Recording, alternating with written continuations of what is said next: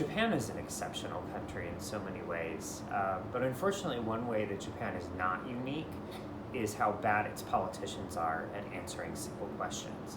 So any of you who watch press conferences with certain Japanese officials, like Foreign Minister Motegi and Chief Cabinet Secretary Suga, who may very well be the next Prime Minister, will know this. And when it comes to the hashtag Japan travel ban, in particular, they all have a very standard answer that often does not respond to the question being asked to them. And it's something along the lines of, we are reopening in a phased manner that prioritizes essential travel. Business travelers first, students second, tourists third. Unfortunately, they've been giving the same answer since May when the state of emergency was lifted, and we are still barely through business travelers for only a handful of countries. In fact, the much publicized ability for residents to re-enter and to leave freely as Japanese has been greatly exaggerated due to a lot of the different hoops that foreigners have to jump through that Japanese don't. But that's a topic for another video.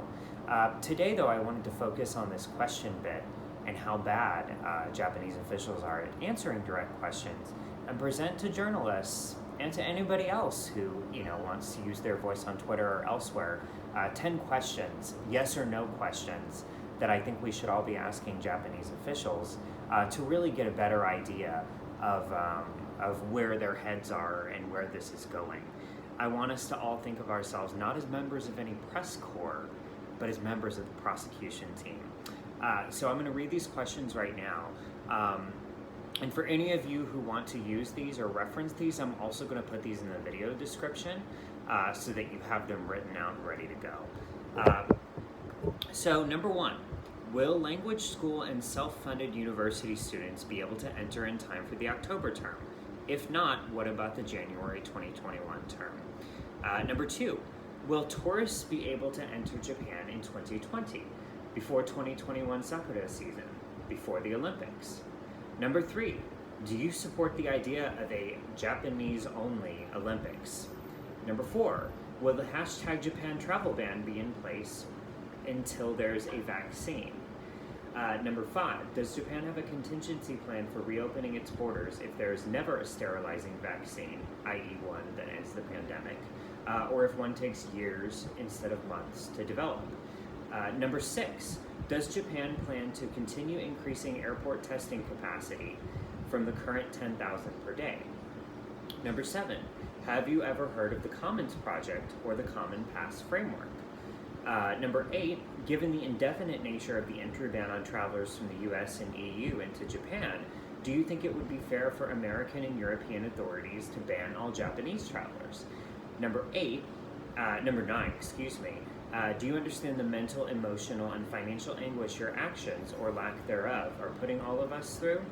And number 10, are you prepared for the consequences of keeping Japan's borders closed for a year or longer? So again, beyond these specific questions, which I think are great because they're yes or no questions, so it's harder for the people answering them to sort of punt or obscure or whatever.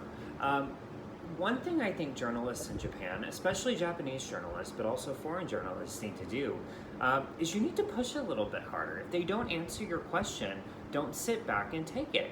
Push until you get the answer you want. Again, you're a member of the prosecution, not a member of the press corps. Last week at the press conference with Motegi, I think on the Tuesday one, there was a foreign journalist, I don't know where he was from, and he asked a question that I thought was very good. He pointed out that the exemptions to the travel ban so far have basically applied only to VIPs, which is true. And he basically asked when ordinary people wanting to visit Japan would be able to get a visa and enter Japan again. And of course, Motegi gave his same nonsense answer about a phased reopening, first business, then students, then tourists. And he did not answer the question. And I don't know what the circumstances are. I don't know if they turn your mic off after you ask your first question and then you don't get an option to ask again.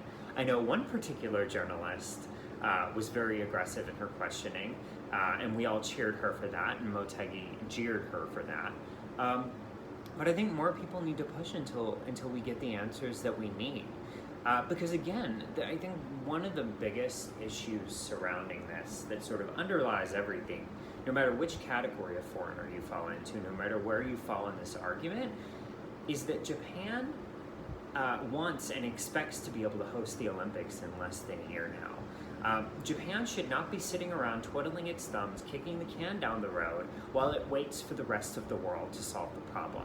If Japan wants to host the Olympics next year, then Japan needs to be a pioneer in how we have safe travel in the COVID era before there's a vaccine, okay? And I've said this before and I'll say it again. Any person who wants to be able to enter Japan right now and who's willing to take a PCR test and quarantine for 14 days at their own expense should be able to do so regardless of their country of origin, regardless of their nationality, and regardless of the reason they want to come into Japan. You know, Korea has been doing this since April. You know, other countries have various versions of this in place. There's no reason why Japan can't be at least as good as Korea. And frankly, since they want to host the Olympics next year, they should be better. So anyway, I've rambled on long enough. This was just supposed to be about 10 yes or no questions. I hope these will start making an appearance at press conferences. I hope we will get some answers soon. And I hope that everyone who wants to be in Japan can be there ideally before the end of 2020. I don't know if that's going to happen, but certainly hopefully before the cherry blossoms bloom next year. All right, thanks. Bye.